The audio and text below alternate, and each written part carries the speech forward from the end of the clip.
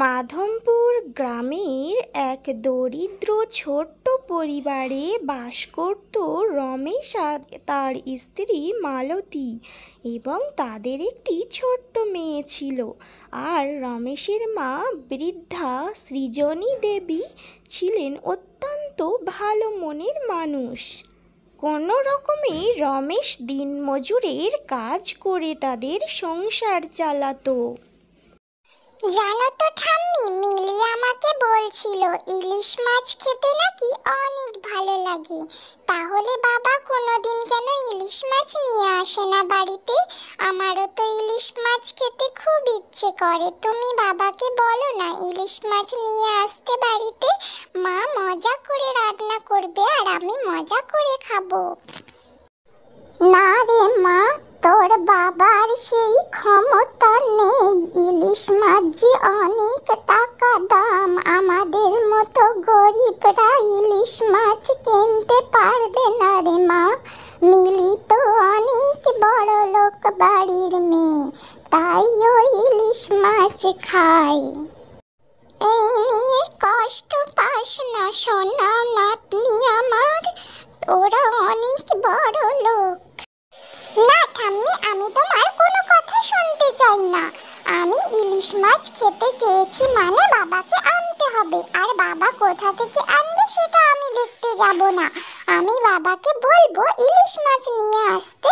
আমি ইলিশ মাছ ছাড়া সারাদিন ভাত খাবই না, আমার ইলিশ মাছ চাই। এই মেয়েটাকে নিয়েও আর পারছি না। প্রতিদিন একটা না একটা বায়না লেগেই আছে ওর। সব সময় তোমাকে কি এরকম একটা না একটা বায়না ধরতেই হবে? তুমি এটা বোঝো না যে তোমার বাবার পয়সা নেই, সংসার চালাতে হিমশিম খেয়ে যাচ্ছেন উনি, আর তুমি ইলিশ মাছ খেতে চাও?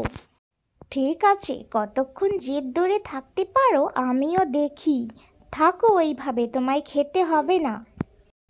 থাক বৌমা, ছোট মানুষ, ওইভাবে বকাবকি করো না। ও কি আর অত সব বোঝে? আস্তে আস্তে ঠিক হয়ে যাবে, ও বুঝতে পারবে আমাদের পরিবারের অবস্থা।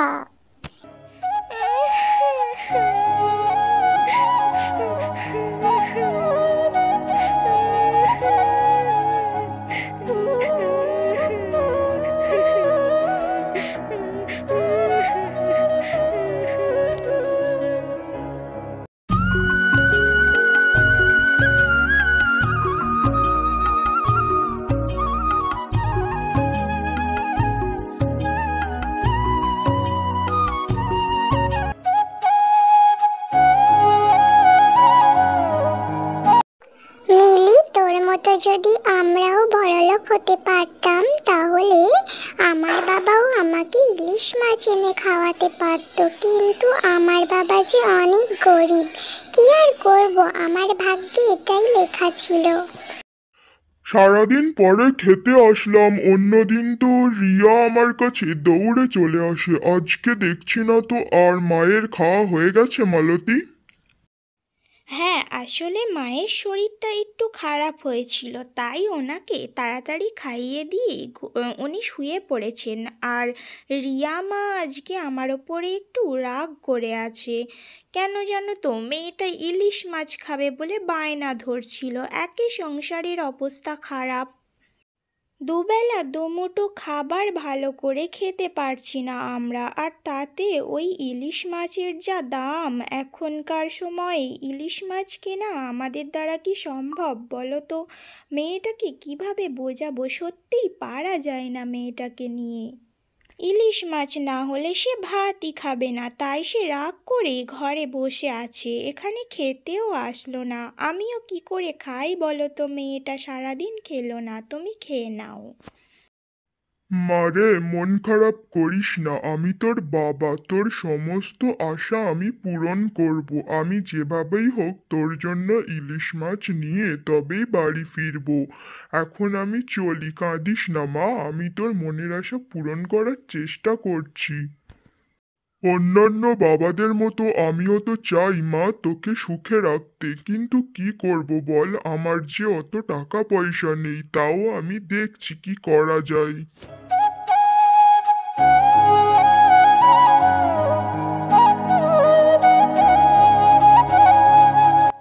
সারাদিন কত পরিশ্রম করলাম, কত চেষ্টা করলাম মেয়েটার জন্য বাড়িতে ইলিশ মাছ নিয়ে যাওয়ার জন্য, কিন্তু কি করব, আমার তো টাকা জোগাড়ই হয়ে উঠল না। এখন আমি কি করব? ওহো, আমি এখন কি করব? আমার মেয়েটা যে অনেক ছোট, ওর এইটুকু আশা আমি পূরণ করতে পারবো না। এমন কেউ কি নেই যে আমাকে সাহায্য করতে পারে একটু ইলিশ মাছ দিয়ে? সারাদিন এত চেষ্টার পরেও যখন রমেশ ইলিশ মাছ কেনার টাকা জোগাড় করতে না পারলো, তখন সে জঙ্গলে গিয়ে দুঃখ করছিল। আর তখনই এলো এক পরী।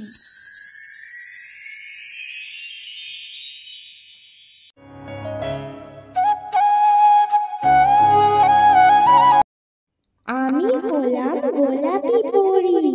রমেশ, এতক্ষণ আমি তোমার সব কথা শুনেছি। আমি তোমার মেয়ের জন্য একটা ইলিশ মাছ দিচ্ছি, আর এই ইলিশ মাছটা তুমি বাড়ি গিয়ে রোপণ করবে। দেখবে তার পরের দিনে সেখান থেকে একটা ইলিশ মাছের গাছ হবে।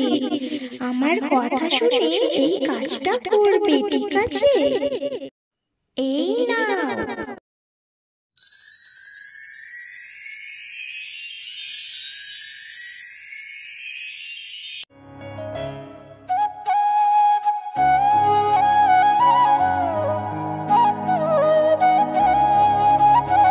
সেই দিন রাতের বেলা রমেশ গোলাপি পরীর কথা মতো ইলিশ মাছটাকে রোপণ করে দেয়। আর তারপর এভাবেই রাত পেরিয়ে সকাল হয়ে যায়। সকালবেলা দেখা যায় এক অদ্ভুত ঘটনা। সেই ইলিশ মাছের গাছটা ছিল এক জাদুই গাছ। গাছ ভর্তি ইলিশ মাছের প্রাচুর্য তৈরি হয় সেখানে। বৌমা মালতী, তুমি এতগুলো ইলিশ মাছ কোথায় পেলে? রমেশ কি কোথাও থেকে টাকা ধার করে এই মাছগুলো কিনে এনেছে? মা, বলো আমায়। বাচ্চা মেয়েটা যে খেতে চাইলো, তাই মনে হয় কোথাও থেকে এনেছে, তাই না? আসলে মা, আমাদের গ্রামের উত্তরের জঙ্গলে গোলাপি পরী বাস করে। সেই গোলাপি পরী আপনার ছেলেকে জাদুই ইলিশ মাছের গাছ উপহার দিয়েছেন আমাদের মেয়ের জন্য। আর সেই গাছ রোপণ করেছি এবং তাতেই প্রচুর ইলিশ মাছ হয়েছে। এটা হচ্ছে জাদুই ইলিশ মাছের গাছ। এখন থেকে আমরা ইলিশ মাছ বিক্রিও করতে পারবো, খেতেও পারবো, আর গরিবদের দানও করতে পারবো।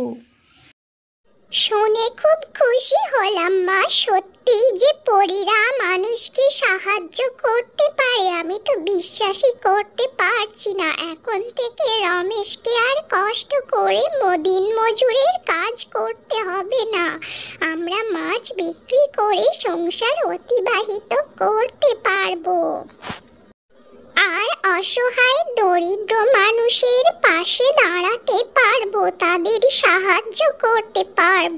ঠাকুমা, মা আজকে ইলিশ মাছ রান্না করেছে, আমার প্রিয় মাছ। আপনি, আমি, বাবা, মা সবাই একসঙ্গে আজকে খাওয়া দাওয়া করব। আর হ্যাঁ ঠাকুমা, আমি এটা বুঝতে পেরেছি, বাবা আমাকে বলেছেন কোনো কিছু না পাওয়ার জন্য কষ্ট পেতে নেই। আমি ভুল করেছিলাম। আমাদের পরিবারের অবস্থার কথা না ভেবেই আমি অনেক কথা বলেছি, অনেক দুঃখ করেছি, তার জন্য দুঃখিত ঠাকুমা। এভাবেই রমেশদের পরিবার হাসি খুশিতে ভরে ওঠে। আর জাদুর গাছ থেকে তারা ইলিশ মাছ নিয়ে বাজারে বিক্রি করতে থাকে। এভাবেই তাদের সংসার চলতে থাকে।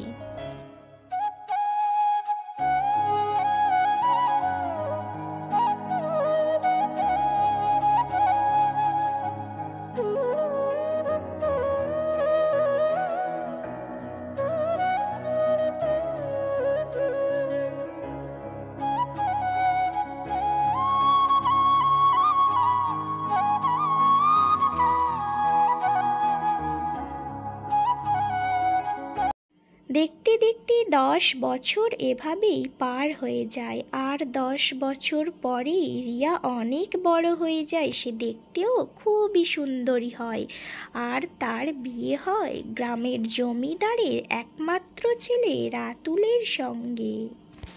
সে এখন জমিদার বাড়ির বউ হওয়াতেও তার মুখে কোনো হাসি ছিল না। সে সব সময় মন মরা হয়ে থাকতো।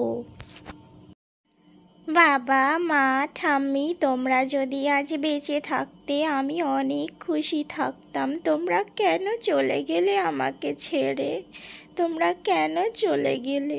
আজ যদি তোমরা বেঁচে থাকতে তাহলে তোমরা অনেক খুশি হতে আমি জমিদার বাড়ির বউ হওয়াতে। কিন্তু তোমরা যে আমায় ছেড়ে অনেক বছর আগে চলে গেছো, আমার খুব কষ্ট হয়।